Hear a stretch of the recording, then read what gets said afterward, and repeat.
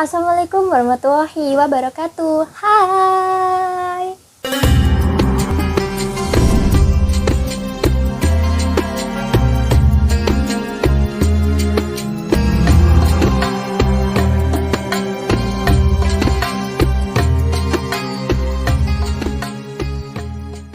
Bismillahirrahmanirrahim. Allahumma sholli ala sayyidina Muhammad wa ala alihi wa sahbihi ajmain. Amma ba'du. Dalam 7 menit ke depan, hari ini kita akan membahas mengenai bagaimana sih pandangan Islam terhadap seni menggambar. Tapi aku disclaimer dulu ya di awal bahwa teori-teori di dalam video ini aku ambil dari sebuah buku karangan Ahmad Hilmi Elsi yang berjudul Taswir Seni Rupa dalam Pandangan Islam. Ini dia bukunya, halamannya halaman 9. Ini buat kalian yang punya teori lain atau yang ahli di bidang ini bisa langsung aja komen di bawah. Dan gak perlu lama-lama lagi, langsung aja, let's go.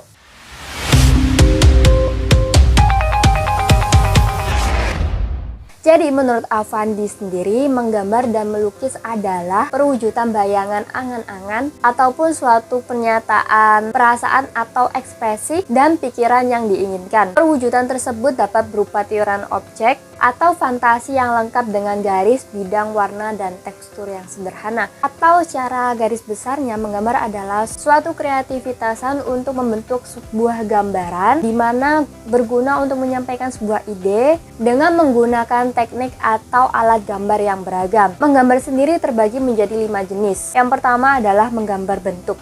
Menggambar bentuk ini biasanya hanya terfokus pada suatu objek dan objek tersebut dapat berdiri sendiri. Contohnya menggambar gelas, meja, kursi, dan lain sebagainya.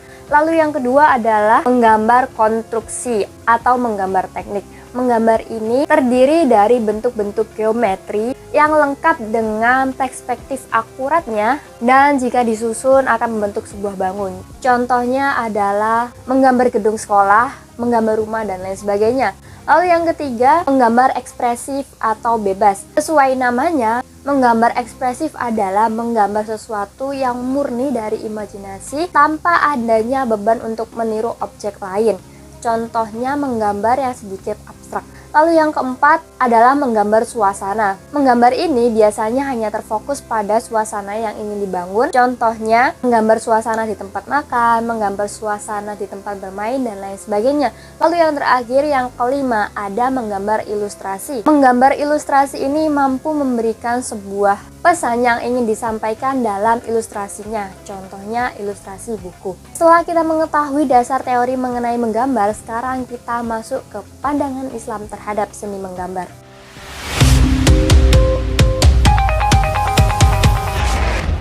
Di dalam buku karangan dari Ahmad Hilmi yang berjudul Taswir Seni Rupa dalam Pandangan Islam, ada setidaknya 6 hadis. Nah, salah satunya adalah hadis dari Abu Hurairah radhiyallahu anhu. Beliau berkata bahwa Rasulullah Shallallahu alaihi wasallam bersabda, Allah azza wa jalla berfirman, siapakah yang lebih zalim dibandingkan dengan orang yang ingin menciptakan sebagaimana ciptaanku? Maka hendaknya mereka menciptakan alat atau semut kecil jika mereka memang mampu. Hadis riwayat Bukhari, Muslim, dan Ahmad. Lalu ada hadis yang kedua. Hadis ini dari Ibnu Umar radhiyallahu anhu. Beliau berkata bahwa Rasulullah Shallallahu alaihi wasallam bersabda, orang yang membuat gambaran-gambaran ini akan diazab di hari kiamat. Kemudian dikatakan kepada mereka, hidupkanlah apa yang kalian buat.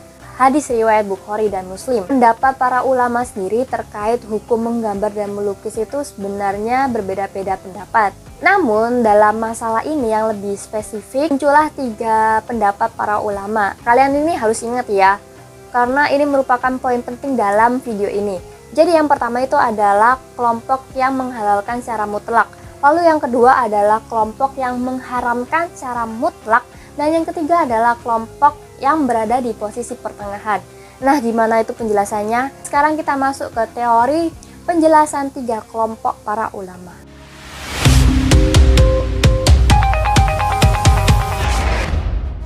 Oke, jadi yang pertama adalah kelompok yang menghalalkan secara mutlak. Kan tadi di awal aku sudah menyebutkan sebuah hadis di mana Allah sendiri melarang umatnya untuk menciptakan sesuatu yang sama persis dengan apa yang Allah ciptakan. Kelompok yang menghalalkan secara mutlak ini melihat kenyataannya bahwa Allah sendiri itu tidak menciptakan sesuatu dalam bentuk yang datar kayak 2 dimensi, tetapi Allah menciptakan sesuatu dalam bentuk yang berwujud atau 3 dimensi. Maka oleh sebab itu gambaran yang berupa 2 dimensi itu tidak diharamkan, tetapi bersifat makruh dan menjadi haram apabila diletakkan di posisi yang tidak terhormat. Contohnya berada di alas lantai, keset, karpet, dan lain sebagainya. Alasan yang kedua kenapa kelompok ini menghalalkan secara mutlak, karena pada masa Rasulullah SAW, Rasulullah bersama sahabatnya sendiri menggunakan sebuah bantal.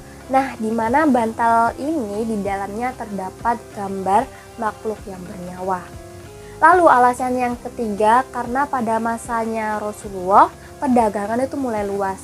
Nah, pada saat itu dikenal mata uang yang bernama dirham dan dinar, di mana di dalam koin dinar Romawi terdapat sebuah ukiran berbentuk kepala raja-raja Romawi, dan juga koin dirham Persia di mana di dalamnya itu terdapat ukiran kepala raja Persia. Namun tidak ada riwayat hadis tentang pengharaman penggunaan koin dirham dan dinar tersebut. Lalu yang kedua, pendapat para ulama yang mengharamkan secara mutlak. Samping ada kelompok yang menghalalkan secara mutlak, tentunya ada kelompok yang mengharamkan secara mutlak.